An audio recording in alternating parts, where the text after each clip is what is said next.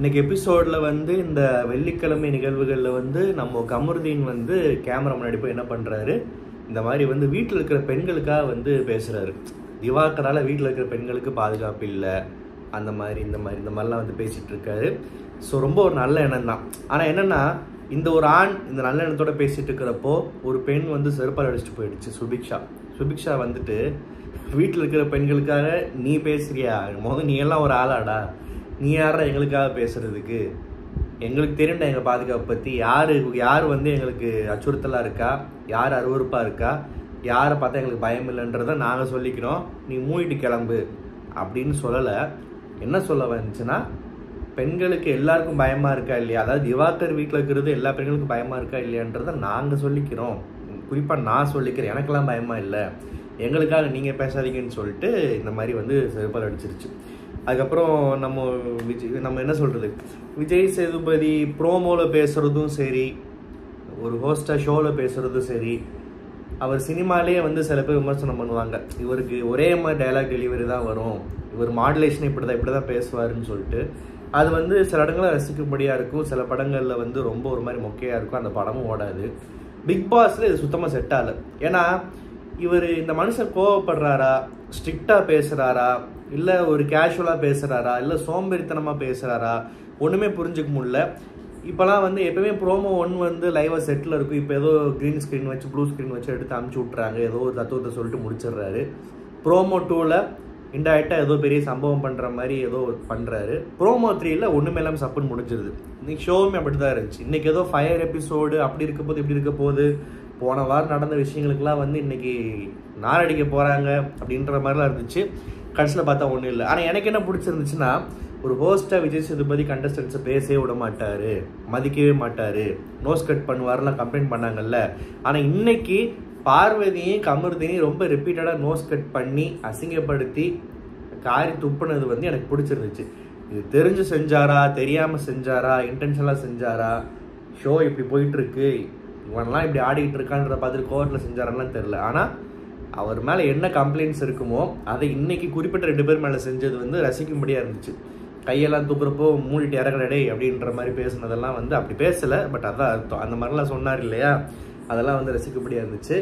And first இந்த வீட்டில் குழந்தைங்களை வச்சு நாங்கள் இந்த ஷோ பார்க்க முடியல அப்படின்றது ஒரு பெரிய விமர்சனமாக பார்க்கணும். ஒன்று அதை அட்ரஸ் பண்ணக்கூடாது, அட்ரஸ் பண்ணால் அதுக்கேற்ற மாதிரி ஈக்குவலாக உள்ளே இருக்கிறவங்களை கண்டிக்கிற மாதிரி பேசி, ஏதாவது ஓகே கண்டிச்சிட்டாரு இனிமேல் கொஞ்சம் ஒழுங்காக இருப்பாங்க போல், அதுக்கு மாதிரி அந்த மாதிரி எதாவது பேசணும்.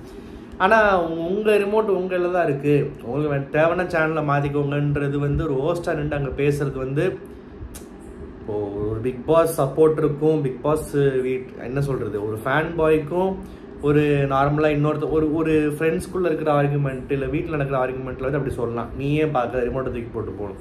ஒரு பொறுப்பாக ஒரு இவ்வளோ பெரிய நடிகர் அந்த இடத்துல நின்று பேசுகிறப்போ டீம் என்ன சொல்லி கொடுத்தாலும் பரவாயில்ல, பட் ஒரு ஹீரோவாக நமக்கு ஒரு பொறுப்பு இருக்குது. இதே அவரோட படத்தில் இந்த மாதிரி ஏதாவது சொல்லுவாங்களா?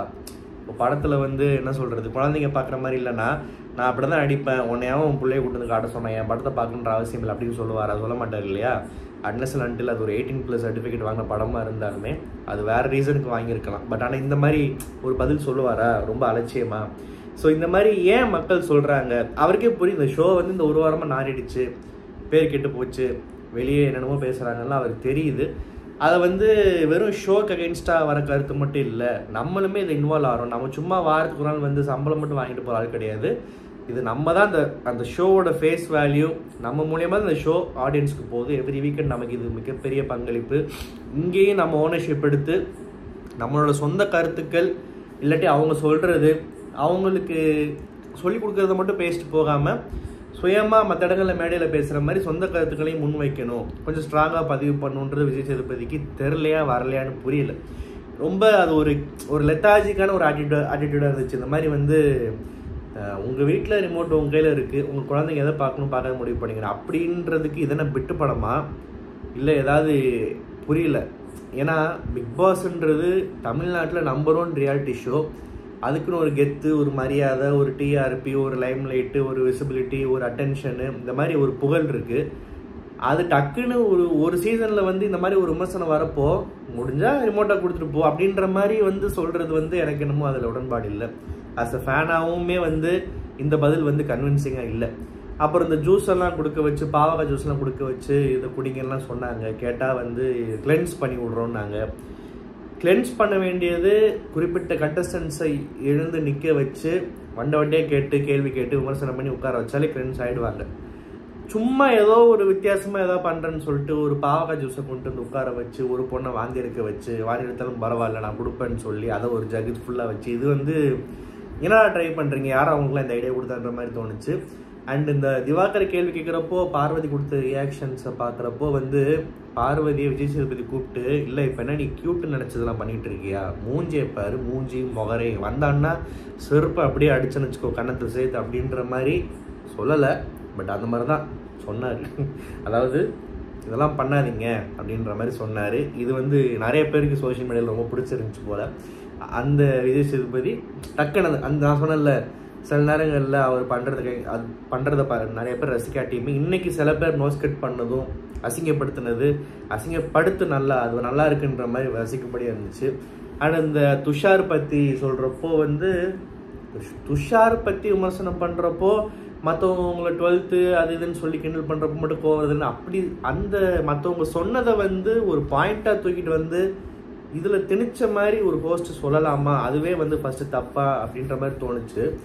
சொல்லிட்டு இருக்கிறப்போ அப்போ நீ இப்படி சொன்னீங்கன்னா அவன் சிரிக்க தானே செய்வான்ற மாதிரி தான் இருந்துச்சு. இவர் இப்படி சொல்ல அந்த பூமூட்டை சிரிக்கிறத பார்த்துட்டு என்னடா சிரிக்கிற, உனக்கு ஒரு சிரிப்பு ரெண்டு கிடக்க அப்படின்னு சொல்லிட்டு பல்ல பேத்துருவேன் அப்படின்ட்டு அவர் சொல்லலை.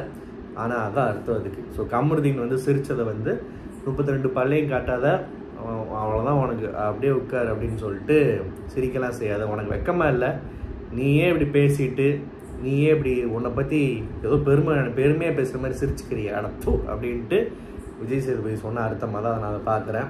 அதுக்கப்புறம் அந்த அந்த செக்மெண்ட்டில் அது விட்டோடனே பிரேக் விட்டோடனே வந்து துஷாரோட அந்த பிஹேவியர் வந்து இவருக்கு ரொம்ப அநீதியாக இருந்துச்சான். பர்சனல் ஸ்பேஸ்க்குள்ளே வந்தாங்களாம், என்னதான் ஒரு ஆணாக இருந்தாலுமே இப்படி இப்படி இப்படி இப்படி நிற்கக்கூடாதான் அப்படின்னு சொல்லிட்டு இவர் பேசிகிட்டு இருக்காரு. பர்சனல் ஸ்பேஸு முக்கியமாக அநீதின்ற வார்த்தையை சொல்கிறதுக்கே இவருக்கெலாம் தகுதியே இல்லை. திரும்ப அந்த காமெடி பண்ணிட்டுருக்காரு. அண்டு யார் தைரியசாலின்னு கேட்டு இந்த கேள்வியே ஃபஸ்ட்டு குழப்பமாக இருக்குது. என்னென்னமோ பண்ணிங்க, யார் பெரிய தைரியசாலின்னு சொல்லிட்டு அதுலேயும் சில சுவாரஸ்யங்கள் இருந்துச்சு. வினோத் வந்து கமருதீனை தைரியசாலின்னு சொல்கிறாரு. ஏன் தைரியசாலின்னா யாருனாலும் வந்து தான் ஒரு முட்டை அப்படின்றத நேராக காமிச்சிட்டு வரான், அப்படி தான் சொன்னதாக நான் பார்க்குறேன். பட் வினோத் சொன்னது வந்து நல்லா சொரிஞ்சு விட்டு சொம்பு தூக்குன மாதிரி தான் இருந்துச்சு. அதாவது ஒருத்தன் வாயிலிருந்து சாக்கடையாக பேசுகிறான், பிஹேவியரும் சரி வயலன்ஸும் தனத்தாயே ஒரு ஹீரோவாக ரவுடி நினச்சின்னு பிஹேவ் பண்ணுறான். பட் ரெண்டுமே இல்லை, டம்மி பீஸுன்னு மற்றவங்களுக்கு தெரியும் வெளியே.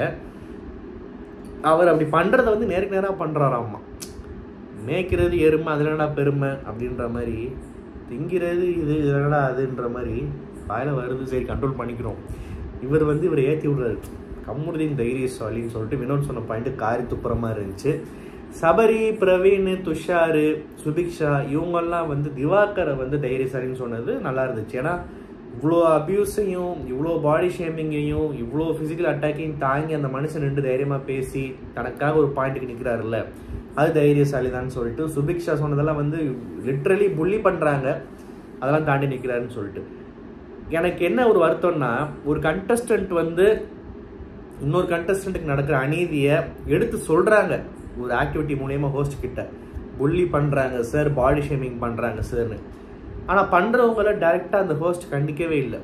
அதுக்கு பதிலாக இன்ஸ்டன்ட் என்ன பண்ணுறாரு, ஒரு மேலோட்டமாக ரொம்ப ஜெனரிக்காக ஒரு பூசி முழுகாத மாதிரி ஒரு மாதிரி வந்து யார் பண்ணாலும் பாடி ஷேமிங்கிறது தப்பு, இதை நான் இங்கே பதிவு பண்ண விரும்புன்ற மாதிரி ஒரு ஏதோ இவர் டீம் வந்து சார் இந்த சீனை கொஞ்சம் பார்த்துட்டு போய் அவனை ஏதாவது வண்டியே அசிங்கமாக கேட்டுவாங்க சார்னு சொல்கிறப்போ, டே இதெல்லாம் எனக்கு பார்க்க டைம் இல்லை, யாரே இப்போ என்ன நடந்துச்சு, பாடி ஷேமிங் பண்ணுறாங்களா, யாரை பரவாயில்ல எனக்கு தேவையில்லை, நான் என்ன பண்ணுறேன் பொதுவாக போய் பாடி ஷேமிங் அகேன்ஸ்டாக ஒரு கருத்து சொல்லிட்டு வந்துடுறேன், அதோட என் காலேஜ் டைம் முடிஞ்சிருச்சு, கிளம்பணும் ஷூட்டிங்க்குன்ற மாதிரி ஒரு கடமைக்கு பண்ண மாதிரி இருந்துச்சு. ஏன்னா ஓப்பனாக புள்ளின்றதெல்லாம் வந்து ஒரு பிக் பாஸ் வீட்டுக்குள்ளே ஒரு சாதாரண விஷயமாயிடுச்சா, அப்படியா பண்ணுறாங்களா, ஓகே திவாகர் அதெல்லாம் தாண்டி நீங்கள் தைரியமாக இருக்கீங்களா, ஓகே சூப்பர் அப்படின்ற மாதிரி ரொம்ப கேஷுவலாக எடுத்துக்கிற மாதிரி அது ஒரு பெருசாகவே பார்க்கல யார் அப்படின்ற மாதிரி பார்க்கறதுக்கு வருத்தமாக இருக்குது. கனி வந்து சில பேர் கரெக்டாக பண்ணுற விஷயத்தை தைரியசாலியாக இருக்கிறது வேற, தப்புன்னு தெரிஞ்சு தப்பான விஷயங்களுக்கு அதுக்கு பேசுறது பண்ணுறதெல்லாம் வந்து தைரியசாலியாக இருக்கிறதுக்கு பார்வதியை பாயிண்ட்ஸ் பண்ணது வந்து உண்மையாகவே கனி வந்து இன்டைரக்டாக செருப்பால் அடித்த மாதிரி இருந்துச்சு. கனியோட பாயிண்ட் சூப்பராக இருந்துச்சு. அண்ட் பார்வதி வந்து இந்த குருட்டாம்போக்கா அப்படின்ற வார்த்தையை யூஸ் பண்ணது வந்து ஏதோ பெருமை நினைச்சு சிரிச்சுக்கிட்டு இருந்துச்சு. பட் விஜய் சேதுபதிக்கு கொஞ்சம் கடுப்பு தான், இஷ்டத்துக்கு பேசுகிறாங்க அப்படின்னு சொல்லிட்டு அங்கேயுமே பார்வதி அசிங்கப்படுத்தின மாதிரி தான் இருந்துச்சு. அண்டு இந்த ரெட் கார்டு விஷயத்தை பற்றி பேசுகிறப்போ நம்மளை தான் சொல்கிறாங்கன்னு சொல்லிட்டு முந்திரி கொட்டை மாதிரி கை தூக்குனாரு. மூட்டை இறங்கடை அப்படின்ட்டு விஜய் சேதுபதி சொல்லலை. பட் அதான் அர்த்தம் அதுக்கு, இறக்கு நீ ஒரு இதுவும் கொடுத்த வேணாம், இங்கே நான் பார்த்துக்கிறேன், நான் பேசிட்டு போய்க்கிறேன்னு சொல்லிட்டு லிட்டரலாக கிட்டத்தட்ட அசிங்கப்படுத்தின மாதிரி தான் இருந்துச்சு. அசிங்கப்படுத்தினது வந்து ஒரு அசிங்கத்தை அசிங்கப்படுத்துகிறப்போ தனக்கு அது அசிங்கன்றது அந்த அசிங்கத்துக்கு புரியுமா? அதுவே ஒரு பெரிய அசிங்கம் இல்லையா? அது போய் இன்னொரு அசிங்கத்துக்கிட்ட அசிங்கமாக வந்து அட்வைஸ் கேட்டுக்கிட்டு இருக்கு, புரிய வைக்க ட்ரை பண்ணிக்கிட்டு இருக்கு. அந்த அசிங்கம் இந்த அசிங்கத்தை கூட பேசி இதுங்க ரெண்டும் சேர்ந்து ஷோ அசிங்கப்படுத்தி போஸ்ட் அசிங்கப்படுத்தி ஒரே கேவலமாக இருக்குது பார்க்குறதுக்கே. ஸோ ஆக்சுவலாக இப்படி தான் இந்த மாதிரி வந்து அவர் போய் டவுட்ஸ் கேட்குற கேள்வியே புரியல அவருக்கு. அதுக்கு இந்தமா மேடம் சொல்லுது, நீ ஒரு வாட்டர்மெலன் ஸ்டாரே அதுக்கு பல விஷயங்களில் தெளிவாக இருக்கார். அவர் கலாச்சாரமே வந்து சிரிச்சுட்டு போயிடுறாரு. பட் ஆனால் உள்ளுக்குள்ளே தெளிவாக இருக்காரு, நிறைய விஷயங்களை பேசுகிறாரு. இந்த பூமூட்டைக்கு நம்மளை அசிங்கப்படுத்துகிறாங்க, நம்மளையே அவாய்ட் பண்ணுறாங்க. ஏன்னா நம்ம ஒரு தெருநாய் வந்து ரோட்டில் தெருநாய் நிற்கிதுன்னா என்ன பண்ணுவோம்? இப்போ தெருநாய் பிரச்சனை ரொம்ப வேறு அதிகமாக இருக்குது. ஸோ கரெக்டாக இதை பற்றி பேசலாம். ரோட்டில் போகிறப்போ தெருநாய் இருக்குன்னு என்ன பண்ணுவோம்? அது சும்மா இருக்கிறப்போ நம்ம போய் குறைக்க மாட்டோம், அது குறைச்சுன்னா பதில் சண்டை போட மாட்டோம், முடிஞ்ச அளவு ஒதுங்கி போவோம், இதுகிட்ட வச்சுக்க வேணான்னு. ஸோ விஜய் சேதுபதி அது மட்டும் தான் சொன்னார். கமுருதீன் ஒரு தெருநாய், இதுகிட்ட யார் வச்சுக்காதீங்கன்னு விலகி போகிறாங்க அப்படின்றத அப்படி சொல்லலை. பட் அப்படி தான் ட்ரை பண்ணி சொன்ன மாதிரி தோணுச்சு எனக்கு. ஸோ கமுருதீன் வந்து அதையுமே வந்து அதை கூட புரிஞ்சுக்க தெரியாமல் இல்லையே பார்வதிக்கு அப்படி இப்படின்னு என்னென்னமோ வளர்றாரு. அவருக்கு ஒன்றுமே புரியலை. ஆனால் அவர் கோவம் நியாயமா ஏன்னா இவங்களாம் இப்படி இருக்காங்களாம். பட் வெளியே ரெக்கார்டு வரைக்கும் போகுது, அதை கொடுத்துட்றேன் அப்படின்னு சொல்கிறாங்கன்னா இன்னுமே நான் குறைச்சிக்கிறேன் கொஞ்சம் அப்படின்றாரு. அதாவது இவர் பாவம் இப்படி எல்லாம் சொல்லி விஜய் சேதுபதி சாருக்கும் சும்மா ஒரு பேருக்கு சாரு சேர்த்துக்கிட்டாரு. அங்கே விஜய் சேதுபதி சாருக்கும் மக்களுக்கும் இது இந்த மாதிரி போகுது, என்ன பண்ணுறதுன்னு தெரில, நான் ரொம்ப பாவம், நான் ஒரு பேபி ஃபேஸ் இன்னோசென்ட்டு, எல்லோரும் எனக்கு அகெயின்ஸ்டாக அநியாயமாக அநீதி பண்ணுறாங்க, என்னோடய பர்சனல் ஸ்பேஸை கெடுக்கிறாங்க அப்படின்றாரு. இவரோட பர்சனல் ஸ்பேஸ் எந்த லட்சத்தில் இருக்குன்றதை ஜெயிலே பார்த்துட்டோம்.